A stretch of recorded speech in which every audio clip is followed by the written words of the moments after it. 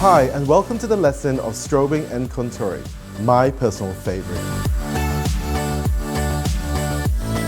Now guys, when you do your contouring and strobing correctly, this will change your world because it can visually alter the shape of your face. When it comes to contouring and strobing, contouring means to chisel in your face visually using a deeper color or a pigment. You can use a cream or a powder to contour your face, and strobing is to highlight your face. So the features of your face that you want to emphasize, you strobe them, like the bridge of your nose and maybe the height of your cheekbones and a little bit on your chin.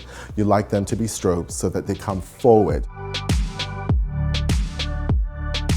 Now there's a contouring and strobing for every occasion. You can strobe just to go out in broad daylight, like for a picnic, you can do a really light wash of strobe and a very discreet wash of contour. Or you can go a little bit heavier with a more opaque kind of formula, maybe for a red carpet event. So you need to think about different strobing and contouring for different events. Now remember, when it's done right, you can't actually see it. And when it's done wrong, it's a disaster. Now, if you're going to ask me, when is the right time to contour and strobe your face? Well, I would say if you've got 5 minutes extra in your beauty regime, I would do it for everyone. Everyone can benefit for a slimmer jawline and even higher cheekbones. Why not? I know I do. Now, there are a few products that I like to use, and one of them is a strobing cream. Now, with colors of strobing cream, you can have a natural pearly tone, a golden tone, or a peachy tone. So if you're fairer, I would go with the pink, and if you have a deeper skin tone, let's go with the golden. So first, we're gonna strobe. Apply a little to the back of your hand, like this. And how I would do it, using my fingertips just in circular motion to warm up the product. And you can see immediately that the strobe brings out the best quality and the radiance of your skin, like that. Look at that, it's really pretty. We're gonna strobe onto the cheekbones like this. You can use your fingers or a brush or even a sponge. And remember, when you use the sponge, do not forget to hydrate the sponge. The sponge should look 3 times its size after you put it under the sink. Why I like to do this is because when the sponge is hydrated, the product does not get absorbed into the sponge. Now, listen very carefully. This is going to change your world.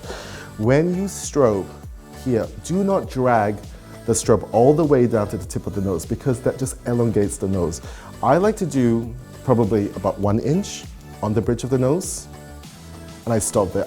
Be quite savvy when you apply your strobe and your contour because you can now have the power to choose which feature on your face to highlight and which feature on your face to sculpt. Usually I like to highlight the peak of the cheeks like here, a little bit above the lips. Remember not to get too excited and put too much on the top of your lip. You do not want to have a disco mustache. Maybe a little bit on the chin.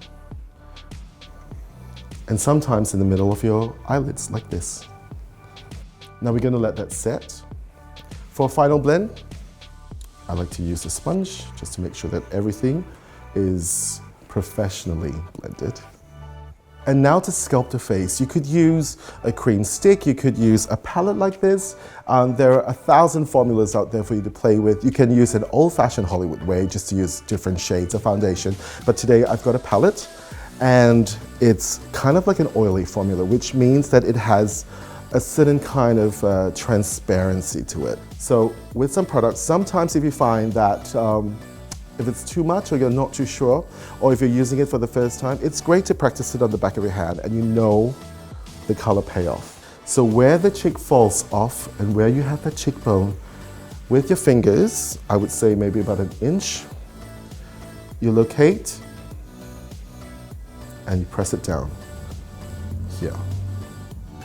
Now a rule of thumb is where you want the most pigment to be is where you first land your fingers, like here. For me, I think it's prettiest when you apply it here, like this.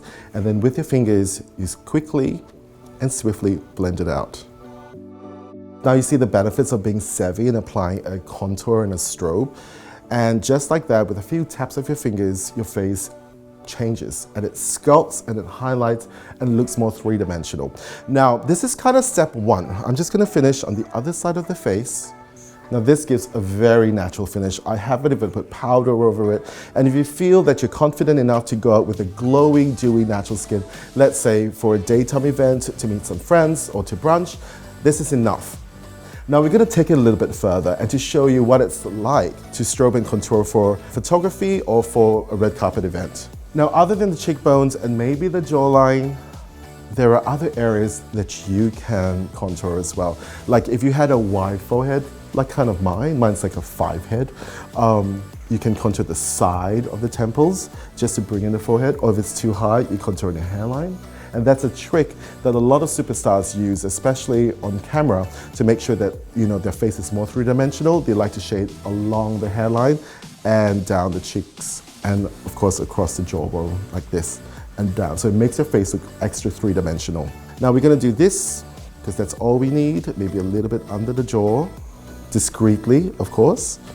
Now besides using a cream, we're now going to go to powder.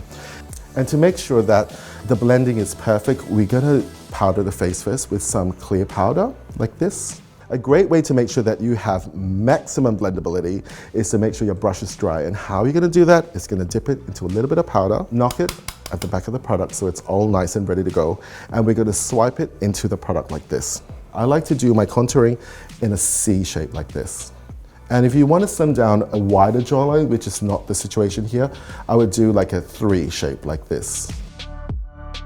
Now remember, this is not quite a day look, this is more like an evening look. So for the inside of the face, we like to keep it lighter. On the outside of the face, we like to keep it warmer and deeper. So we're going to continue to the other side. We're going to stroke it downwards like this in a curve. Hold your brush to the end and not to the front. Remember, elegant hands give you elegant makeup. If you want to hide a double chin, I would shade here and down the neck. And now we're going to switch to a smaller brush if you want to do smaller parts of the face. I like to go between 2 different contour shades. And from the side, I'm going to just quickly whisk across under the eyebrows like this. Do not reload your brush with pigments. Whatever that's left, we're going to drag it down the side of the nose like this. And then we're going to scoop it like a U shape. So remember, every time you want to contour your nose is from under the inner side of the brow all the way down to the bridge of the nose.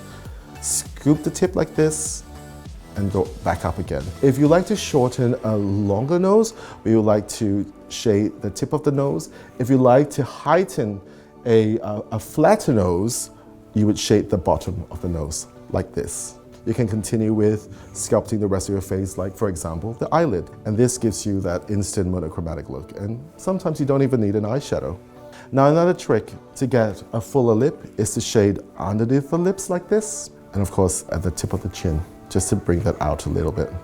Now that we've done with the contouring, this is the more exciting part. Contouring is kind of like the serious sister, and strobing is kind of like the fun sister with all the highlights and the sparkles. So we're going to use a strobing kind of powder.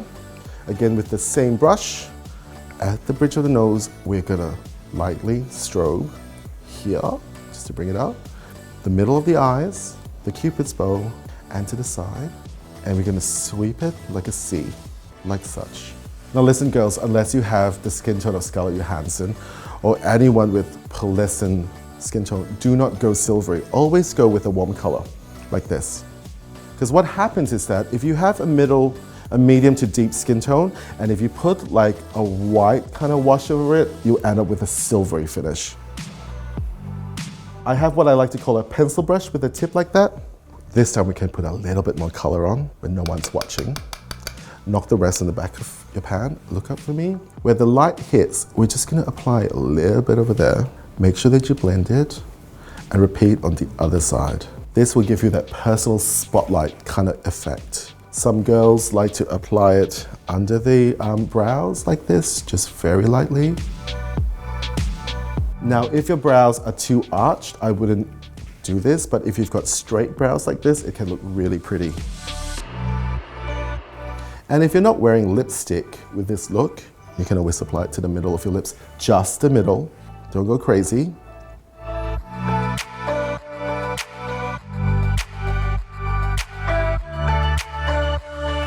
Now to wrap it up, practice makes perfect, and if you find that you haven't got it right the first time, don't forget to rewind this video and watch it again.